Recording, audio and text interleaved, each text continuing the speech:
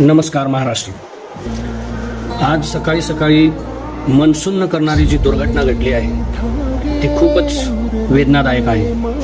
बारामतीचे सुपुत्र आपल्या जन्मभूमीमध्ये प्रचारासाठी विमानाने येत असताना लँडिंगच्या वेळेस विमान क्रॅश झाले आणि याच विमान अपघातामध्ये अजित पवार साहेबांचा दुर्दैवी मृत्यू झाला. महाराष्ट्राला लाभलेलं हे एक मार्मिक व्यक्तिमत्व होतं, बोलण्याची कुमासदार शैली, हसरं व्यक्तिमत्व, परंतु आज पूर्ण महाराष्ट्राने त्याला गमावलेला आहे. त्यांच्या आत्म्याला शांती मिळो, त्यांच्या अनुयायांनाही हा सदमा सहन करण्याची शक्ती मिळो, त्यांचे कुटुंबीय या सर्वांनाही या दुःखातून सावरण्याची संधी मिळो हीच ईश्वरचरणी प्रार्थना करतो.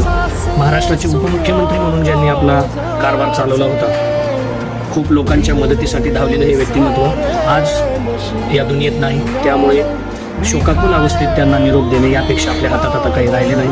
त्यांना भावपूर्ण श्रद्धांजली. जय महाराष्ट्र.